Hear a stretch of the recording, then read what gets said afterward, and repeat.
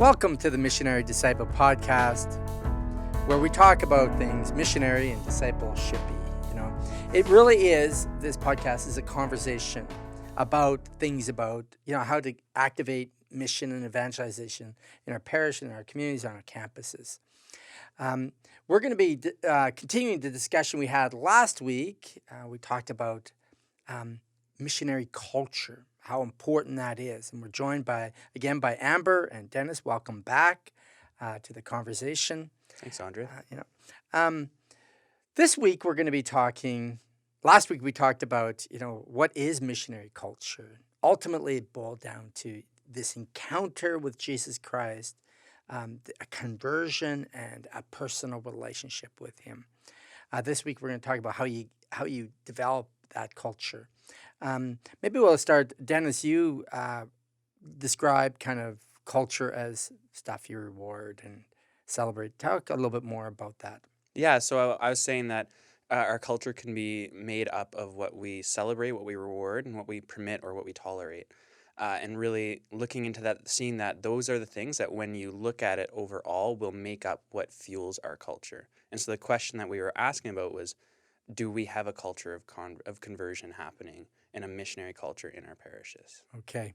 So maybe, Amber, you could talk a little bit about, and we're not trying to be critical here. We're just being honest. Being honest. What in a typical parish is being celebrated, rewarded, and tolerated? I think about the typical parish, and when you are doing a review of an event, something that happened at the parish, a parish mission, the first question that most parishes are going to ask is, how many people came? We celebrate attendance. Yeah. We celebrate engagement in the most, if there's pews in the seats, if there's people at the event, that's what matters most. It's not about what impact those events or those activities are having on the lives. It's just about bums in seats. Yeah. I would think, you think of how we celebrate how the Christmas season went or the Triduum went, and we base it on Numbers. How many people? I mean, Yeah. we're just packed, chairs all over on the roof, down the street, and we say, "Look, there's life here." Yeah. But nothing really changed in the lives. And I think if you were to look at the typical parish budget, you would also be able to see what is most important, right? Most parishes in Canada would Follow the money. probably spend more money on snow removal than they would on bringing people to an encounter with Jesus, if we're honest. Whoa. We shouldn't be talking like this, Amber. This is raw. So snow removal should be replaced by conversion. Is that what you're suggesting? And we'll get into that. So what else? What else would we see in a parish that would be rewarded? You can jump in here, Dennis, or celebrated. What would be probably rewarded or celebrated would be how many baptisms we had. Yeah. We measure the numbers of confirmations, first communions, baptisms, marriages, funerals. Like those are sacramentally we measure how many of those happen in a year. I know in a lot of dioceses they do a parish census where they will count attendance on a weekend. That's something that's measured year after year. They're gauging to see the growth or the decline in attendance. Yeah. Yeah. And collections. Yeah. Collections is another one. Yeah. The ratio of attendance to collections and how are we doing? What is thriving based off of people giving more money? How many registered families do we have? How many of those registered families are contributing weekly in the collection? So this is really important. It really boils down to numbers. Yeah. How many people are showing up to the youth group or to baptismal prep or Sunday liturgies. So that would be a measure of success, and we'd celebrate that, which is not a bad thing, by the way, having. But that's not culture. That doesn't build culture. It's not measuring spiritual growth in the lives of these people either.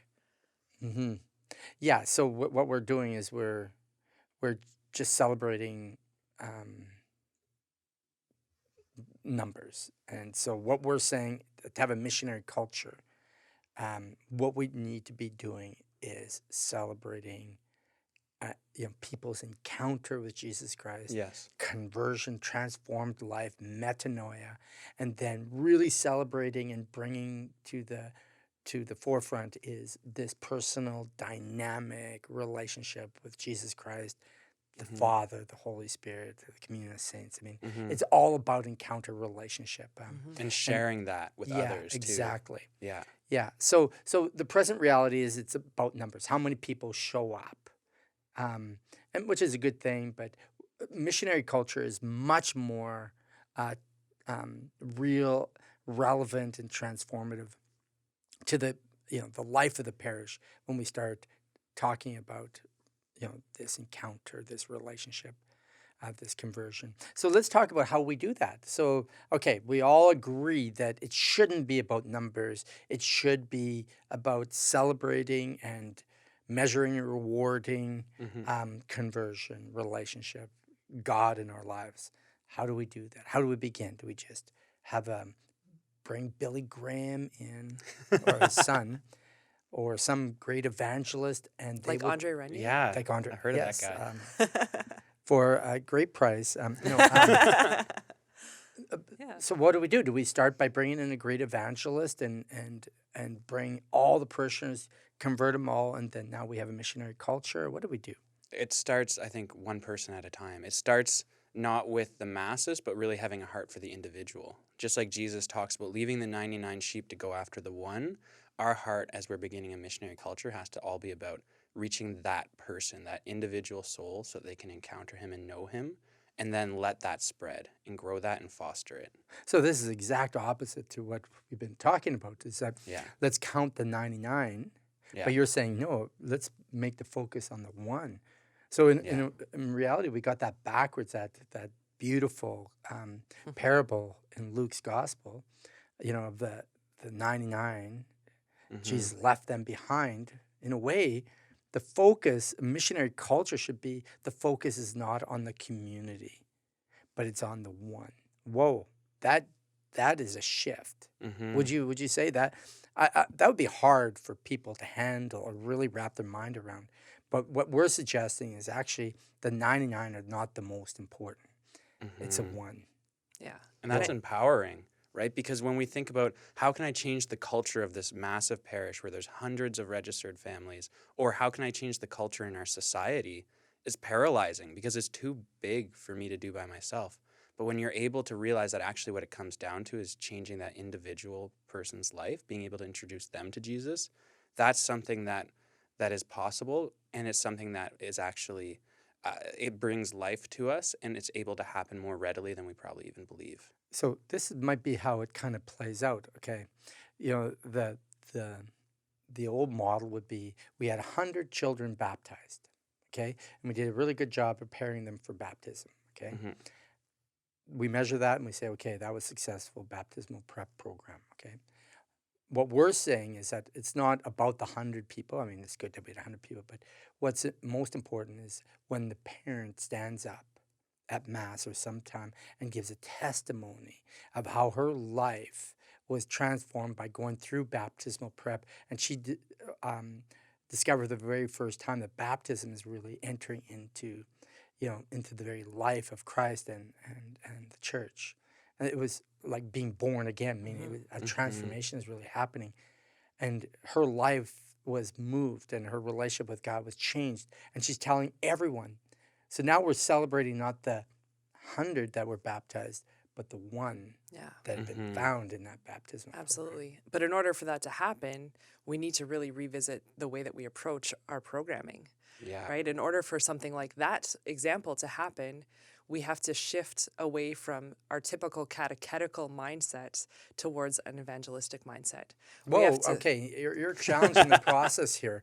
First, you said it's not about the community, it's about the lost. That's the main focus. And now you're saying it's not about the the catechesis of baptismal prep, but it's about the evangelical thrust of the baptismal prep program. Whoa, there are some changes that have to be made. Tell me a little bit more about what you mean by that.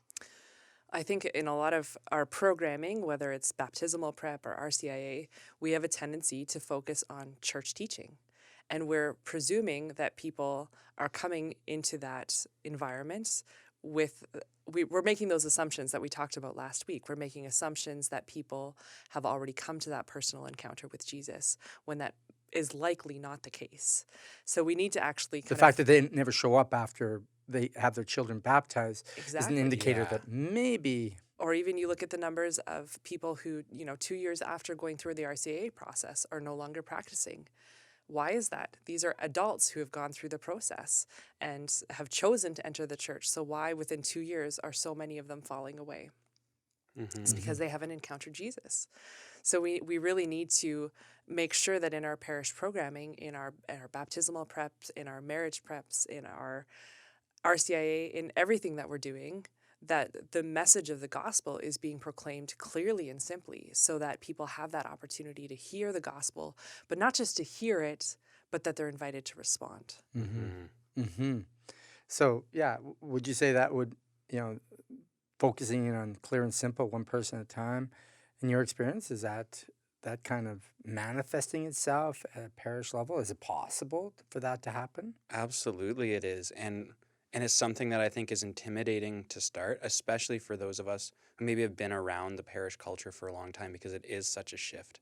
I can remember having conversations with people who have given so much of themselves to the church for so many years, but when we're talking about journeying with somebody, it's really hard for them to take, because they're like, well, what about all the programs I ran? What about all these things I did?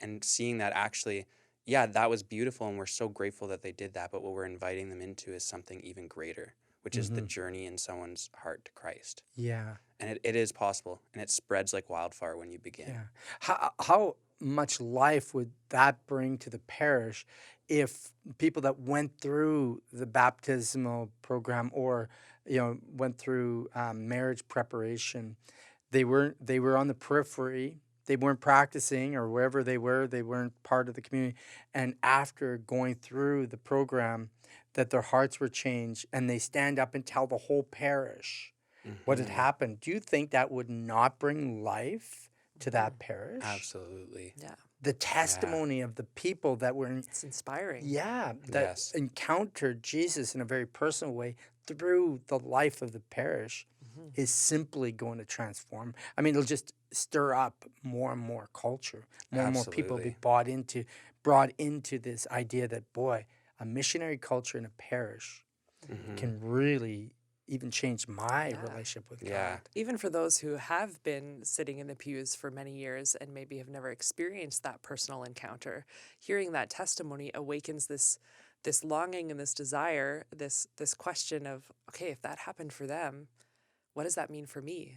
Could I know Jesus the way that they know Jesus? And hearing those testimonies inspires not just those who are on the peripheries, but also those who maybe have been in the pews for many years that are dead in their faith or are lukewarm, to inspire them to a greater intimacy and a greater zeal. It reminds me, when Amber and I were actually down in Oklahoma for a period, we had a priest standing up in front of a room of other priests, and he was sharing a testimony of what it was like seeing our discipleship series, the faith studies, used in his parish. And he was jokingly lamenting. He was like, my greatest problem now is they just want to go and evangelize everywhere. Like they want to bring groceries to people's home with St. Vincent de Paul, but they want to share Jesus with them when they're there. They want to start jail ministries. He's like, my biggest challenge is I have to try and rein them in sometimes and keep them centered on trying to build this ministry outward too. But it really just spoke to the fact that when you have these encounters and when it's being celebrated and shown, it spreads, and it goes into all different facets of the life of the church. Yeah. It builds a missionary outward culture. Exactly. So what we're saying is, okay, these very provocative statements we're making is that it's not about the community, it's about the lost. At least that's the way Jesus invited us to think, and he's important in this. But then to do that, we actually have to make sure that the gospel, Jesus, is proclaimed in a way that will, it's not so much catechesis, but it's evangelical message. That has to be the primary. But now, okay, we got this message. What do we do now? Like we have this message in it. Say if we want to start now, do we just say, okay, here's a message, everybody, and start doing this in all the different ministries that we have? Or what do we have to do? Do we have to... What did Jesus do? Right? Like, did he start by going into the biggest synagogue he could find and just start preaching to everybody? No, like actually, he went and he invited the few to come with him, and he journeyed with those people. And so we would see the same thing when we're talking to parishes and helping them to be able to see how they can begin this process of actually journeying with people through this. We always say start small. In fact, like, you don't have to be ashamed if what you're starting with is 2-3 leaders, but know that it's not going to end there. Because as you grow and you pick those right people, because the culture that's going to form in your ministry will begin with who your initial leaders are. So selecting really well people who we would see as being faithful to their Catholic faith and living that dynamic, vibrant relationship that we're talking with, who make themselves available to the people that need them, who are contagious. And what we mean by that is that people want to be around them. They stir up a curiosity just by being together because there's something intriguing about them, and that they're teachable, that they want to learn and they want to grow is actually really, that's the key. And whether you're starting with one person like that or 10 people like that, you can see a vibrant ministry grow out of that very quickly because of spiritual multiplication. But it's not so much the number that you begin with, but having the right people in the room to begin. So you're talking selection and using the model of FACT. Yeah. By the way, if you have any questions based on what we've been talking about, you want clarification, just email me at podcast@cco.ca. I think it's somewhere on screen for you to see. But if you have any questions or comments on what we're saying, please feel free to send me an email. I would really appreciate that. But FACT is really important for selection. And we're not going to talk too much about FACT, but selection is really, really important. Yes. Yeah. Do you find, Amber, that how do we usually select? It's maybe not always FACT selection, but it might be availability. Yeah, I think availability is usually the biggest key, is looking at, okay, who isn't tapped out by other ministries, who isn't already like engaged in 10 other things, who is engaged in 10 other things. Yeah, because they're the ones that are going to say yes. Yes. It's just the reality. But I think rarely do we consider the contagious factor or the faithful factor. Those are the factors that I think are often overlooked. We're just like, oh, you have 2 feet and a heartbeat, we're ready to go. You were just talking about Oklahoma City. We have somebody, Ann Cook, who's doing some amazing work at her parish there. But we talk a lot about the selection of FACT, and the way she selects one is that she prays and asks the Holy Spirit to place people in her heart, but she actually goes after, because she wants to build a movement, and she thought, okay, I'm going to start small. I'm going to select the first 3 to 5 people, and they're going to be the best people. But she goes after the ones that are not involved in everything else. But she knows, and she has a little bit of a relationship with them. She knows that there's a great potential there. Yeah. That they're FACT. And so she goes and talks to them and says, hey, would you like to get involved? Often there's real FACT people out there that have never been asked. They don't know how to start.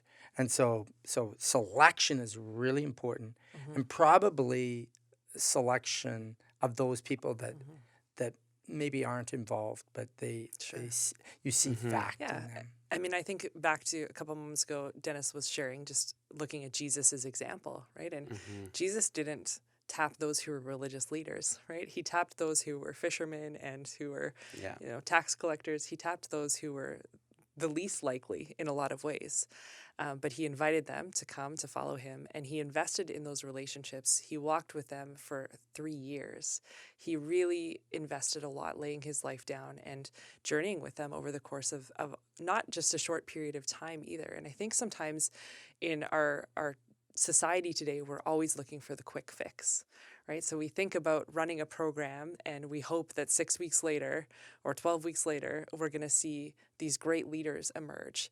And sometimes that happens because the Holy Spirit does amazing things in a short period of time. And it's beautiful to see when someone experiences that quick conversion.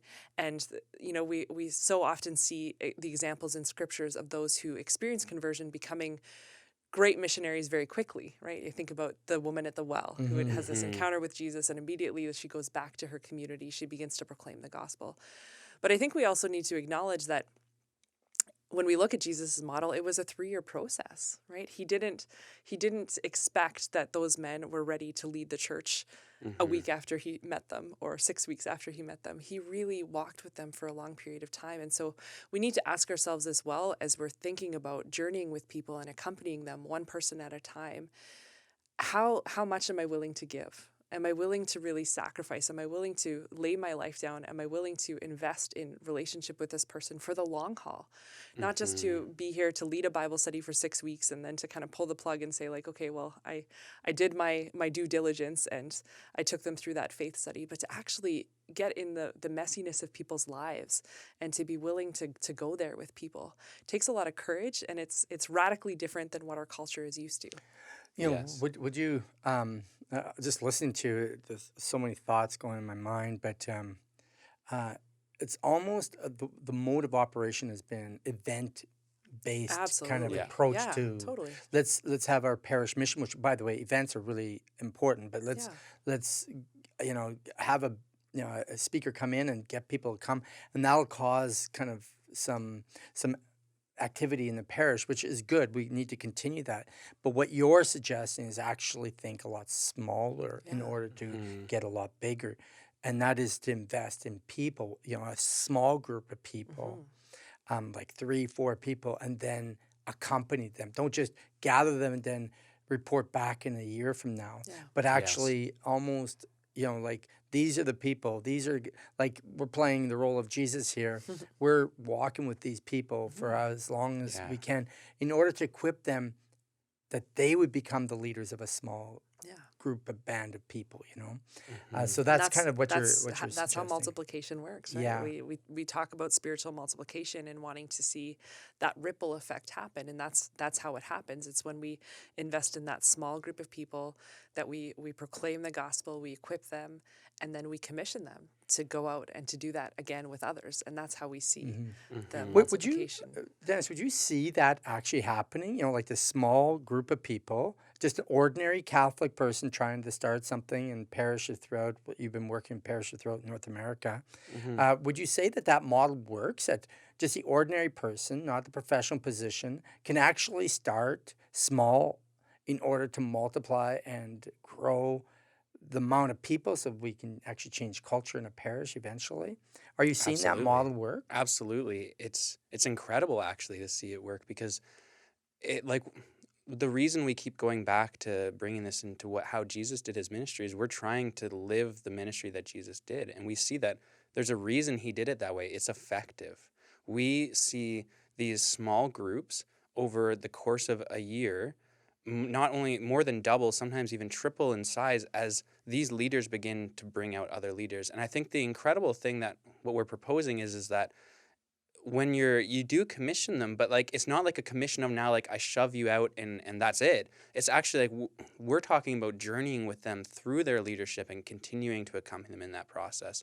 And I think that that's something that is really motivating to people, because one of the biggest challenges is that we feel like when we step into leadership, we're on our own.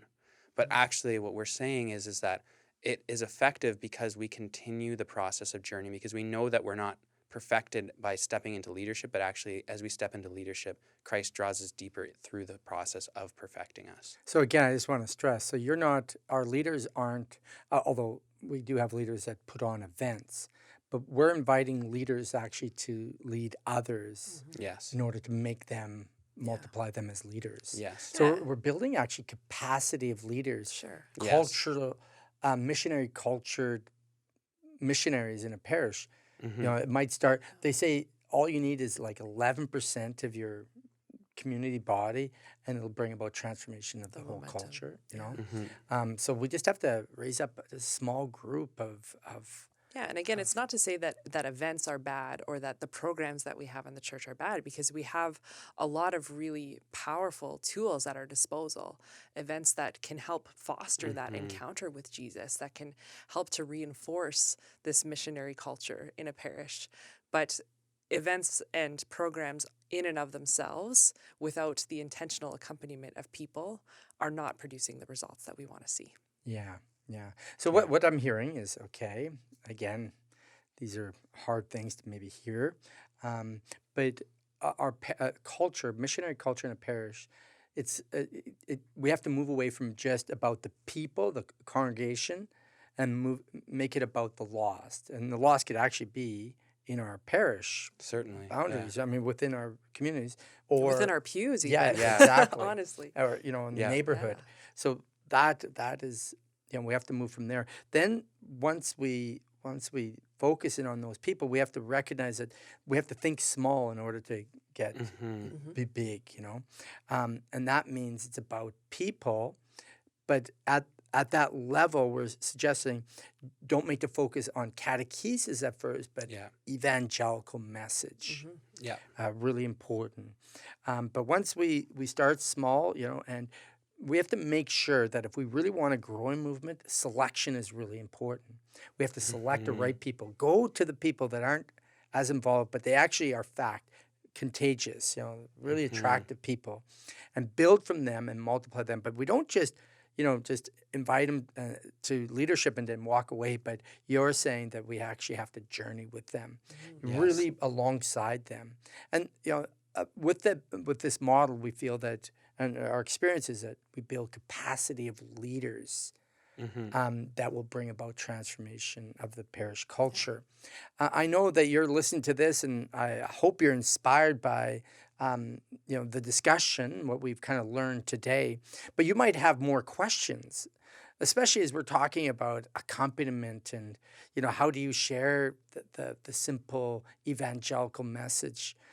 Or you just might want to ask, Amber and Dennis, what they're doing and how they're doing it. If you have any questions, please send me an email. You just have to go to podcast@cco.ca. Leave your comments. Just have any questions, feel free to send them to me, and I'll direct them to Amber or Dennis, and help you do what you really at the heart that you want to accomplish, and that is to bring people back to Jesus, back into the church.